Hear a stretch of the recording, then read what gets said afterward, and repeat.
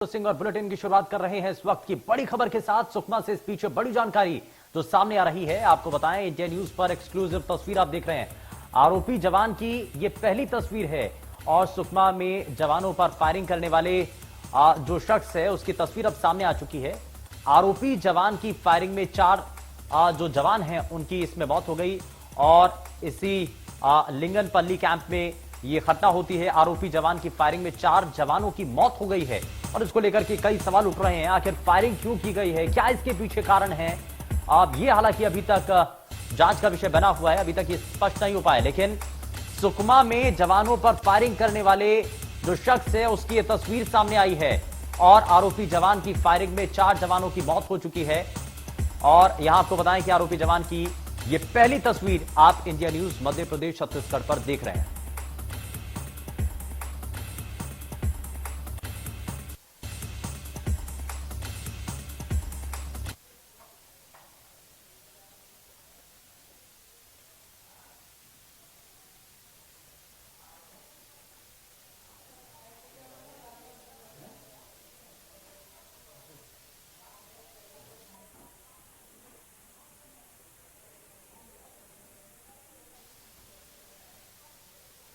तो सुकमा में जवानों पर फायरिंग करने वाले शख्स की तस्वीर अब सामने है और इंडिया न्यूज पर यह एक्सक्लूसिव तस्वीर है। दरअसल बहुत सारे सवाल उठ रहे हैं कि आखिर क्यों यह फायरिंग की गई, क्या इसके पीछे कारण थे।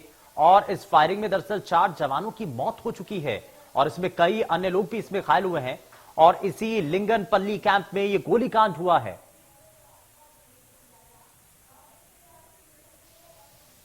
और इस कैंप में जब ये गोलीबारी होती है, गोलीकांड होता है, तो उसके बाद कई सवाल उठते हैं। ये वही कैंप है जहां पर 4 जो जवान हैं उनकी मौत हो जाती है, कई लोग इसमें घायल होते हैं और फायरिंग की घटना दरअसल सामने आती है।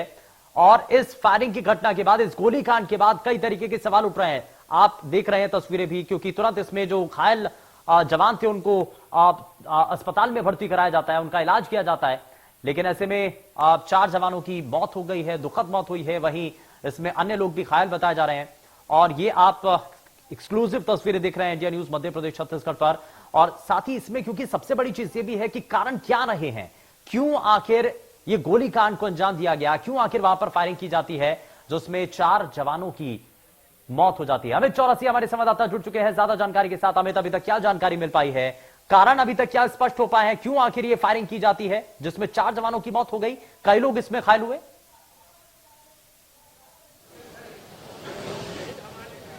बिल्कुल शुभेंदु, जिस तरीके से सुकमा जिले के मरईगुड़ा थाना अंतर्गत जो लिंगमपल्ली क्षेत्र है और उस कैंप में जिस तरीके से रितेश रंजन जो कि आरोपी जवान है, जिसके द्वारा अपनी राइफल से, सर्विस राइफल से जिस तरीके से अंधाधुंध गोलियां बरसाई गई, इसने न केवल सीआरपीएफ कैंप की पूरी तरह से पोल खोल के रख दी है, क्योंकि कहीं ना कहीं कुछ है ऐसी चीज जो वहां पर कैंप के भीतर चल रही थी। तो अभी तक लेकिन इस बात का खुलासा नहीं हो पाया है आखिर ये अंधाधुंध जो गोलीकांड हुआ है ये किस लिए हुआ है। बताते हैं कि रितेश रंजन का जम्मू ट्रांसफर हो गया था और उसकी छुट्टियां भी स्वीकृत कर दी गई थी।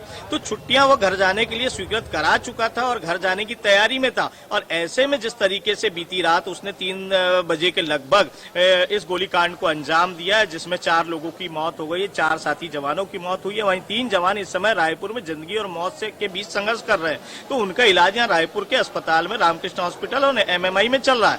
तो इस तरीके से रितेश रंजन को आखिर किस तरह का डिप्रेशन था, कोई पारिवारिक विवाद था या साथी के साथ कोई रंजिश थी, इस बात को लेकर अभी वहां पर जो पदाधिकारी हैं वो बातचीत कर रहे हैं, पूछताछ कर रहे हैं। लेकिन अब तक उस रितेश रंजन ने किसी तरह का खुलासा नहीं किया। अभी इसके लिए मनोवैज्ञानिकों का भी सहारा लिया जा रहा है, क्योंकि जिस तरीके से ये अंधाधुंध गोलियां बरसाई गई है तो कहीं ना कहीं उसकी मानसिकता का आकलन भी करना जरूरी है कि वो किस मानसिकता के तहत इस घटना को अंजाम दिया है। जिस तरीके से उसने अंधाधुंध गोलियां बरसाई है तो ये एक पागल व्यक्ति द्वारा ही किया जा सकता है। जिस तरीके से अंधाधुंध गोलियां बरसाकर उसने 4 लोगों को मौत के घाट उतार दिया और 3 लोग इस समय जिंदगी और मौत से जूझ रहे हैं।